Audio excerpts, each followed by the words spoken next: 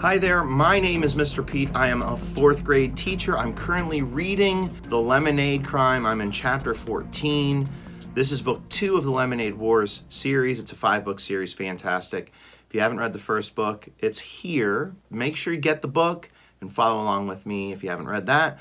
And if you just popped into chapter 14 and haven't read the other 13 chapters, you should probably go and do that, because we are barrel rolling towards the climax in our plot mountain. Chapter 14, fighting words. Noun. Words that are so venomous and full of malice, highlight vocabulary word, means hate, that they cause another person to fight back physically. Fighting words are not protected as free speech under the First Amendment. Remember, we left off with Scott being challenged by Evan. And Evan has felt this rage through this whole book. But Evan is Evan. He doesn't show it a lot. He kind of holds it in. And Jesse, not on purpose, but throughout really a lot of these 2 books, has kind of been poking and prodding Evan.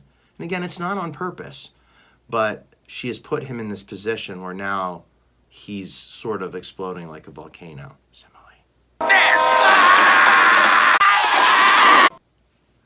You're on, said Scott. Nobody bothered to pick up any of the equipment. The jump ropes, the frisbees, the milk crate, the extra balls were all left right where they were. Instead, all the kids of 4-0 who hadn't gone home lined up on either side of the basketball court. Evan dribbled the ball, trying to get that feeling of looseness that helped him play his best. We'll play to 7x1s, straight up, King's Court. And you have to take it past the big crack to clear. Evan pointed to the wide crack in the blacktop that ran 20 feet from the basket. That was the line they always used to clear the ball for half-court games. Who's the ref? Asked Scott. No ref, no fouls, said Evan. Just play. If the ball falls through the hoop, it's a point. If it doesn't, go home and cry to your mother. Okay? Evan was practicing his crossover dribbling while he talked. He was starting to feel his rhythm. He looked at Scott standing at the top of the key. There it was, that look on Scott's face, the one that seemed to say, why bother? I always win. More than anything else, Evan wanted to wipe that look off Scott Spencer's face once and for all. Yeah, okay, said Scott, but who goes first? You! Said Evan, shooting him a chest pass so fast that Scott didn't even have time to put his arms up. The ball hit him in the chest and fell at his feet. Hopefully you're getting a mood shift here. We went from that suspense from that first chapter to now something completely different. There's like hate coming out of Evan. And, he struggles a lot with his emotions. You can tell. And he's definitely in that moment right now. He's so mad at Scott Spencer for getting away with what he thinks is stealing the money. We still don't know who stole the money, which is the irony here. Evan heard some of the kids laugh and noticed Megan crossing her arms and frowning. Good start, shouted Paul from the sidelines as Scott picked up the ball and cleared it behind the line. Nice, Tresky, said Scott. Real nice. Evan ran up to the clear line and got low, ready to defend. I should probably talk about basketball rules here when you're playing one-on-one. When you're playing one-on-one, if you can picture the basket on a real court, and then there is that section called the key, which is that painted area with a half circle at the top where you shoot foul shots. The clear line is, generally speaking, depending on who you're playing with, it's either the foul line or the top of the key, the very top of that, where the three-point line is. And the clear line is if you're playing a game and you shoot a basket. So let's say that I am playing against Grayson. And Grayson shoots and it hits the rim but doesn't go in. I get the ball and I can't shoot it right up again. I have to go all the way back to the clear line to clear out Grayson's shot. And then I can then go back to the basket. So I dribble all the way up to the top of the key, and then I can start my play to try to score. If I hit the rim, then Grayson would have to, again, clear it by going to the top of the key. Now, if I miss the rim, if it's an air ball, the person can get the rebound and then shoot it right into the hoop. Okay? King's rules mean every time you make a basket, you get to keep the ball. Sometimes you play King's rules, sometimes you play loser outs. So if you make a shot, then the person who didn't make the shot gets the ball clear. It just depends on who you're playing with in the court. Scott dribbled the ball hanging behind the line. Then he faked left and drove right, blowing past Evan. Scott was quick, but Evan was quicker. He came up from behind, and just as Scott was shooting the ball, Evan clawed it out of the air, whacking it so hard it smacked down on the blacktop. On the way, his hand smashed into Scott's face. Scott crumpled to the ground. Undefended, Evan took the easy shot and scored his first point. "You can't do that," said Scott. "You mauled me." Highlight, vocabulary word. Maul means to injure. He sat on the blacktop, his legs sprawled, looking like he couldn't even get up. So right now you have to decide, who are you rooting for here? And what is Evan doing? Evan rebounded and dribbled toward the clear line. He put a hand up to his ear and pretended to concentrate hard. "Do you hear a whistle, Scott?" "I guess not, 'cause there isn't one. Man up." Scott jumped to his feet and Ryan yelled out, "Faker!"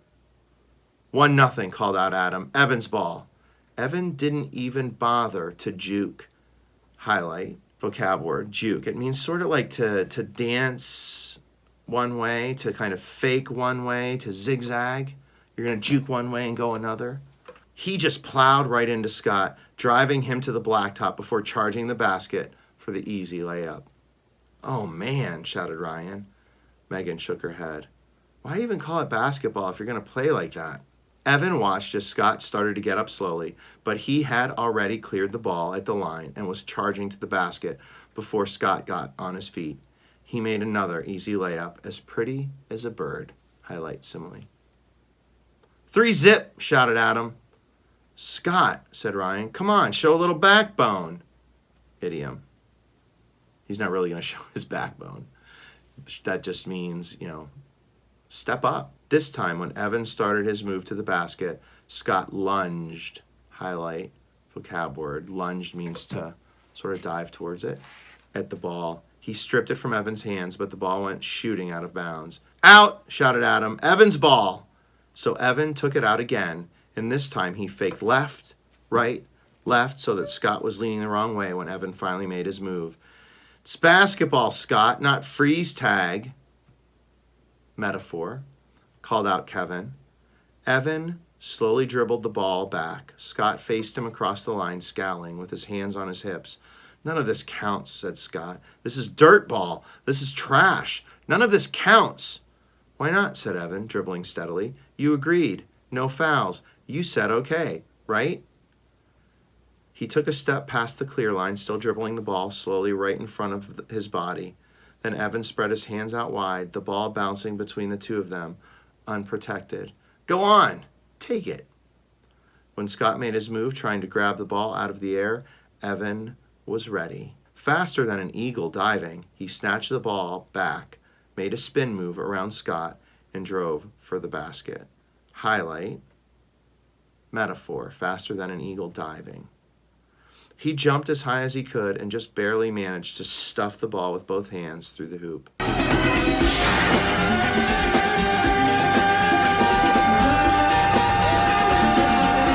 "Slammed!" screamed Paul, doing a dance on the sidelines. "This is gross," said Megan. "I'm going home." She picked up her mailbag and slung it over her shoulder. "Jessie, are you coming?" "No," said Jessie in a small voice. She was sitting on the grass, her knees pulled up to her chest. "I'll stay." Megan nodded, then walked toward the parking lot. Evan noticed her leaving, but told himself, who cares? Okay, so first of all, almost everybody's rooting for Evan and not Scott, except Megan. And it just kind of goes to show you that Scott has been a difficult friend. I think in this situation, it's clear that there's one person in the wrong, and that's not Scott. Maybe he caused the overall problem. Maybe he stole the money. We still don't know that yet. But right now, Evan is being very physical. Could he beat Scott without doing this? Yeah, but he's worried that Scott's going to figure out a way out of it, and he's sort of playing in a way that won't let Scott out of it, if that makes sense. I don't agree with it, by the way. 4-0, said Adam. Hey, Evan, wrap it up, would you? I have to get home. Evan quickly ran the score up to 6-0 with a jump shot from the mid-key and a little floater right in front of the basket. All the guys on the sideline were screaming, "Shut out, shut out!" And Evan dribbled the ball in time to their chant. He glanced at Scott. Scott was breathing so hard he looked like he might throw up. Both his knees and one of his elbows were bloody. He's right, thought Evan. This isn't basketball. It's revenge ball! You want the ball? Asked Evan. Here, you can have it. He let the ball roll off the tips of his fingers so that it dribbled over to Scott. Don't say I didn't show you mercy, said Evan as Scott picked up the ball and they swapped places. Evan switched to defense. Go on. I'll even back off. I'll give you all the room in the world. You still can't make a basket against me. Scott dribbled the ball slowly, and Evan could see that he was trying to come up with a strategy.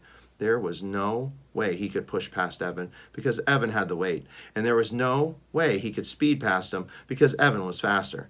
The only way Scott Spencer was going to get the drop on Evan was by tricking him.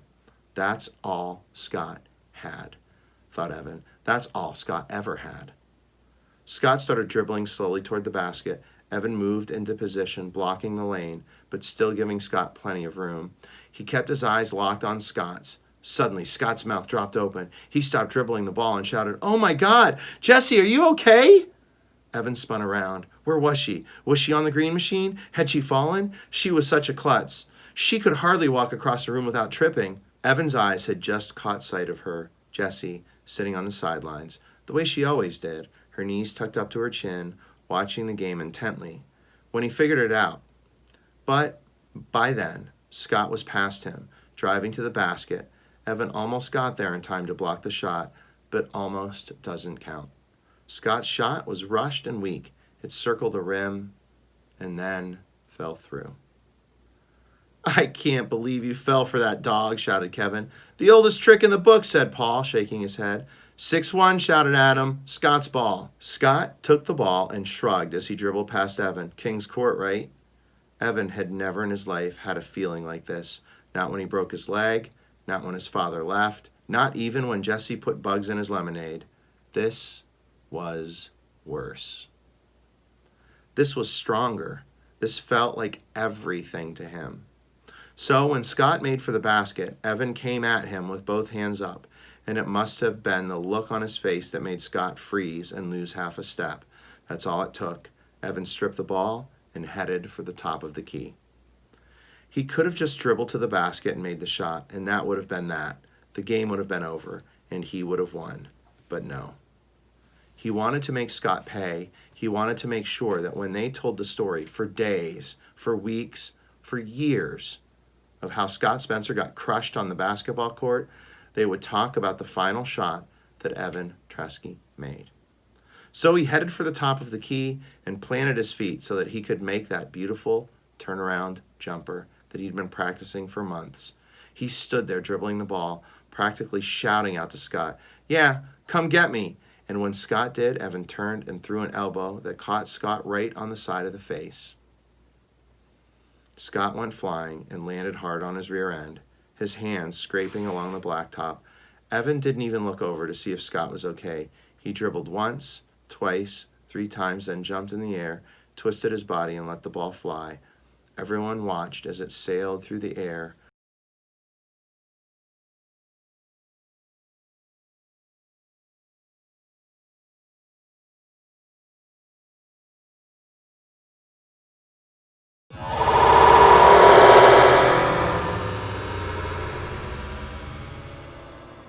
And then swooshed through the hoop. Nothing but net. The ball dropped to the blacktop and bounced. Nobody made a move for it. Nobody said anything. Scott was still sitting on the ground, the blood on his hands a bright red. Evan was standing, his arms at his side. He felt like he'd been through a fist fight. Scott got up slowly, picked up the basketball, and then drop-kicked it as hard as he could so that it sailed over the fence and disappeared into the swamp. Then he ran.